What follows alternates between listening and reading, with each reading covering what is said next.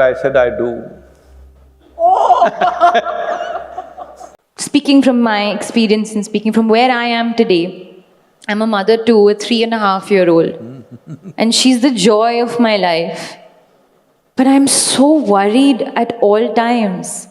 So my father asked me after some time, what does it feel like being a mother? And I said, it's a combination of joy and worry.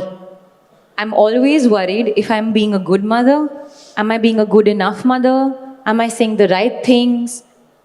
What would your advice be to me or any parent today? Because children are so beautiful, they're so curious, they're living and they're engaging, but they learn life through you, at least for the first couple of years. And of course on their own, but what would your one advice to a parent who is worried if they're being a good parent be? A worried parent is not a good parent. I don't think you can take a worry out of it. I mean, you'd admit.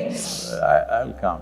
I was very glad that I had a girl, not a boy, because when I was 10 years of age, I would do all kinds of things.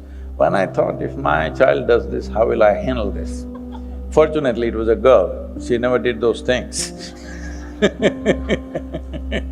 I did totally wild things which were dangerous many times, very dangerous, but I couldn't be stopped from that.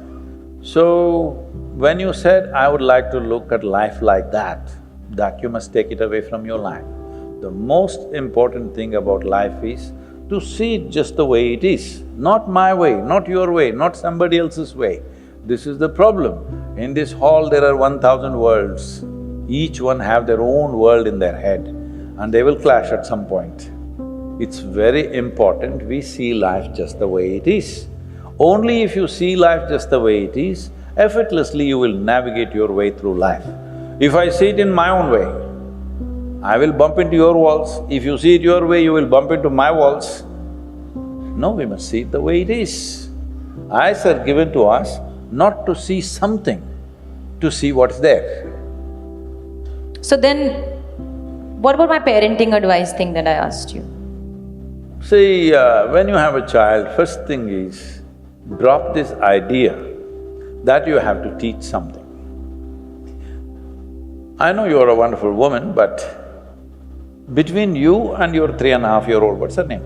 Raha. Raha. Between you and her, who is more joyful? She. Who should be a consultant for life? She. Then, what's there for you to teach? You must listen, That's so you must true. watch, you must see how a child is, because a child is far closer to life than you are. So your advice to me would be, you don't give her any advice, you Please. take from her. You must learn how to be life, because she's just life. You become mental case. Yeah. I'm not saying that to you. Yes, no, of course. Every of human course. being. Yeah, I totally agree. They're all psychological cases. They got their own stuff going, they see it in their own way. If you're seeing it your own way, that's called hallucination. That is called a psychological ailment. If you go by these standards, really by proper standards, really 99% of the population should go into the institution. Because there are not enough institutions, we let them free. But I'm saying, when they were all children, when they were all 3.5, not even 3.5, even up to 5, 6, 7, many of them, they were like this, bursting with joy, you can't put them down. They still have children, they know. Somebody had to work hard to make you unhappy. Today, somebody has to work hard to make you happy. This is very difficult. Can I tell you a joke? Please do. Is it okay? Yes, of course. One day, Shankaran Pillai was sitting in the backyard of his house, grumpy and miserable. His neighbor, another guy, came and said, "Hey, what's the problem? Why are you sitting with this end-of-the-world look on your face?" He said, "You know, one of those womanly questions, I got the answer wrong." I said, "What was that?" He said, "My wife came and asked me, when I get old, fat, unattractive, will you still love me?" So, that neighbor said, "Hey, that's not a problem, you just have to say, yes, I will." He said, "I know, but I said I do."